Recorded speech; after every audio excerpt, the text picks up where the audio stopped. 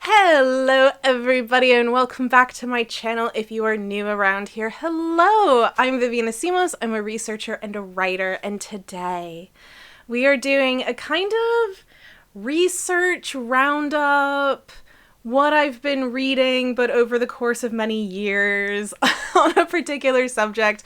So I'm pairing this along with my what I read in the last 2 months for fiction.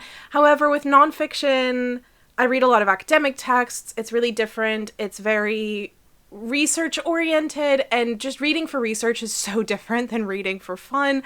So what I thought I would do is do this as kind of research roundups on a particular topic, so you can get to hear different readings, different approaches to things, and if you want to go and read them in your spare time, you can. So that's what we're doing. Today's topic is mythology and tabletop role-playing games. This is actually the primary topic of the sample chapter that I'm putting into my tabletop role-playing game and communal storytelling book proposal. So it'll also theoretically make up the topic of the very first chapter of the book. So I thought it would be good to talk a little bit more about the theoretical underpinnings of the research, tied to some of the stuff that I've already found out about so far. So let's get into it. So first things first. We're going to talk about the relationship between pop culture and mythology. Now, this is what kind of underpins the vast majority of everything that I do, academically, nonfiction-wise. It's just what I do. The first bit of research that I did was my PhD into creepypastas, primarily looking at Slender Man. And again, I looked at it as a form of contemporary mythology, a contemporary mythos. You can find out more by reading my academically published book, Digital Mythology and the Internet's Monster. I have a whole chapter dedicated to this whole concept. I also have done this for the cosplay book, Cosplay and the Dressing of Identity, which you can now pre-order. It's going to be coming out in September. Again, I have a first chapter dedicated to this whole process. So this is going to be a little bit shortened in that regard because I have talked about it in a lot of different places. I've also done a video essay about it over on the Incidental Mythology channel, but I'm going to repeat it here because, like I said, this is very much what I do. This is the underpinnings of every approach that I take and what I think about the world when I'm going into it as an anthropologist. Let's start with this. When we're talking about pop culture and mythology and the relationship between them, there's 3 different ways that you can study this. The first is to look at how mythology is being represented in a piece of pop culture. A really good example of this would be the God of War games. The old school ones being tied to Greek mythology and the representation of Greek mythology in them. The newer versions, Norse mythology. But we can kind of look at how Norse mythology or Greek mythology is being used in these games, how they are being represented in these games, what these understandings are, things like that. That's very interesting to look at. The second way that we can look at things is how pop culture is being utilized by traditional cultures in order to tell their stories authentically. That's not to say that God of War isn't in some ways authentic, because I think it is authentic to some people, but this is more about a group of people saying, hey, the best way to tell our stories in our contemporary space is to tell them through the medium of popular culture. So whether that is a cartoon, whether that is a video game, then that's the way we're going to repeat our story. So rather than telling them in the traditional ways that we have been for ages, we're going to utilize this method. A lot of the Christian cartoons are a really good example of this. That's a Christian group saying, hey, the way to reach kids and young people is through this medium, so that's what we're going to use to tell the stories. To go back to a video game example, Never Alone is an amazing example of this. It's an Inuit tribal council got together and said, hey, you know how we can get people to care about our stories? Video games. And they actually worked with the video game company in order to make sure that everything was told the way that it represented them and their community well. So that means that basically it's not just a video game company saying, hey, you know what'd be fun? Let's use Inuit stories in this storytelling as a way of kind of manipulating this or telling the story in this particular way. It's a the people themselves saying, let's use this medium. So the difference between the first version and the second version is basically who holds the power and is instituting the start of the relationship. So in the one, it's the pop culture is looking back and using the myths to tell the stories. In the second one, it's the people themselves, the people who relate the most to the stories, whose community that represents, that's then looking at the pop culture. So that's the fundamental difference between those two. There is a third way to look at this, and that is that popular culture is mythology. So if it's not already obvious, that third one is primarily the way that I study things. However, it's very difficult to study any one of these without looking at least a little bit into some of the other avenues. So I have spent time doing both of the other studies, but primarily I am focused on the third avenue, which is pop culture as mythology. So it is its own mythology. It doesn't have to be utilizing Greek myths or Norse myths or Inuit myths in order to be mythology. It is in itself mythology. And I think understanding popular culture as mythology, tabletop role-playing games is actually a really good avenue to look at this. So in all the different ways that I have talked about this before, I do think tabletop is actually probably one of the better ways to explain how this functions, although it is a lot more complicated than, say, looking at video games. So we're going to do our best here to bypass some of the more intense nuance, because that'll be saved for future videos to discuss. So I do recognize that some of this will be kind of glossing over some stuff, but we're going to get into the more complicated natures of stuff later on. But right now we're just kind of looking at the main theoretical underpinnings. So in order to really approach this, the very first question is, well, what do we mean by myth, right? And I could sit here and talk about different definitions of mythology for probably about 3 hours. I am not kidding. I have actually done so. If you are interested in learning more about the study of mythology, I actually have a Udemy course called The Introduction to the Study of Myth. I will link it in the description below if you are interested in it. And it is about 2 to 3 hours long of a course. So that's where you can actually hear all the different definitions of myth, all the different ways that people have approached myth. And it can go on for a really long time to discuss these things. So I'm not going to spend time doing that here. I think I actually want to do a separate video on research roundups on the study of myth, so I will also reserve some of that conversation for then. What I will say is that I personally tend to lean towards more structuralist definitions and approaches to the study of mythology. So what that means is I follow structuralist anthropology, which was founded by Claude Levi-Strauss. However, I don't always agree with Claude Levi-Strauss. I make some alterations to make some changes to his approach that he has been very accurately, I think, criticized on.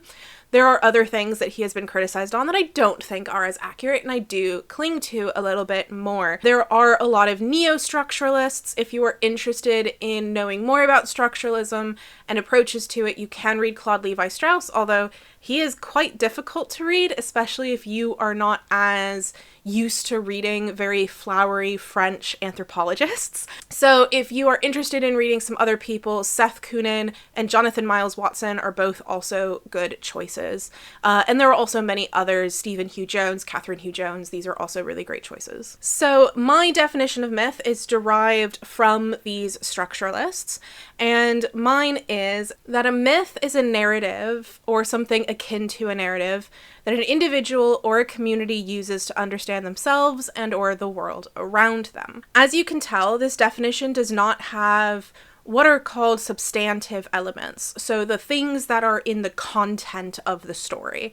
It's not focused on things like it has to have gods in it. It has to be set in a specific place or set in a specific time. Those elements to me are not really that important because it's very culturally dependent. There's going to be a lot of cultures around the world that are going to have their own understandings of all of those different elements. And it'd be very easy, therefore, to say, well, then that culture doesn't have any myths. And I don't really think that's all that true. So instead, I'm focusing on the function that a myth holds.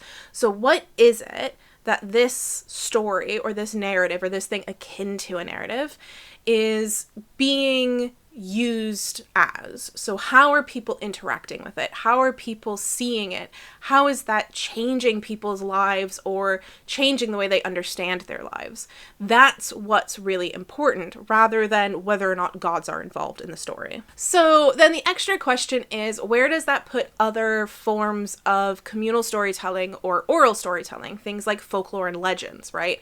Often when we are talking about myths and defining myths, defining it in relation to these things becomes really important. It's what a lot of people focus on. So what is the difference then between a folklore or a folk tale, myth, and legend? In my opinion, there's really not that much of a difference. These are all kind of just different names for the same stuff. That's kind of what it is. And a lot of it, these differentiations have come about through, when you look at things historically, of different scholars trying to paint different community groups and their different stories in different lights. So that's not as important as this thing because you tell folk tales while this person has a myth. It tends to be a little bit that way, even when you're looking within the same community. A lot of the elements of folklore, for example, is the idea that it comes from the people, which that should be kind of what you're looking at everything for, right? Like, what's the point of going to a community and studying a story that the people aren't sharing or telling? Like, why would that matter? In Daniel Ben-Amos's essay, The Idea of Folklore, he has this kind of critique of definitions of folklore. And in it, he's kind of picking apart all of these different things and saying, oh, well, it has to be rural. Well, what does that mean? You know, what about urban folk tales, right? We have those, urban legends. What about people saying that it has to be from the folk? Okay, well, who are the folk? Well, a lot of times this definition is racist, classist, sexist. It can be all sorts of ists that aren't great. And he kind of pinpoints that and says, hey, you know, this isn't great definitions of folk. So if we change our understanding of folk as just the people, then that leaves us kind of with anything. Anything can be a folktale. And that's where Ben-Amos kind of leaves it. And he is happy to leave it at that and saying, you know what, maybe we should open our minds. Maybe we should think about the variety of storytelling and allowing ourselves to think that way. So essentially, I think alongside Ben-Amos, even though Ben-Amos was technically a folklorist and I'm a mythographer, we kind of agree on that front that, you know, these stories are stories and we should focus more on stories that are important to people and less about what that technically should be classified as, and just care a lot more about what's important to people and what people are saying. So that's why I am doing what I'm doing. That might make it sound really daunting to be like, well, anything, right? But I actually think that's kind of exciting and fun. And the thing is that it can be different depending on what time you're looking at, what group you're looking at, and even the individual people within a group, right? What matters and is important to you might not matter and be important to me, but that doesn't make what's important to you not important, right? It makes it just as important to you as what's important to me. And I want to be able to look at that with that level of import and care and consideration because it matters to you. And if I'm coming in to learn more about you, then I should care just as much about the things that you care about as you do. So that's kind of why I see it the way that I do. Let's get to tabletop role-playing games, the TTRPG of it all. So this is where field work comes in. So I have been doing research and interviews with people who play tabletop role-playing games and hearing their stories and hearing what matters to them and hearing what they think about and all of that kind of stuff. And often these elucidations can demonstrate to us whether our definition of myth fits what's happening here. So that's what I'm going to do right quick, is kind of use a couple of the interviews that I've done as ways of demonstrating that our definition of myth fits. So for example, I talked to someone who I have named Blair. So Blair says that they put a bit of themselves into their characters that they are role-playing as for the game. and the two end up bleeding into each other. So what the character kind of thinks and feels and experiences ends up bleeding into Blair, and Blair's own personal experience ends up blending back into the character. The experience of playing this character changes their experience of their life outside of playing. And this isn't that abnormal of an experience. This is something that also Drew talked about. Drew actually plays quite a bit differently than Blair, not massively. So Drew talked about how when they are playing, they very seldom, do like a full in it type of playing. Like they don't go, I run over and I do this. They kind of say their character's name. So, I don't know, I know their character's name, but I'm going to kind of come up with a character. Jeffrey. So basically Drew would say like, oh, Jeffrey thinks this, and I think Jeffrey is going to do that. Like that's the way they role play. Blair does a little bit of that and a little bit of the I.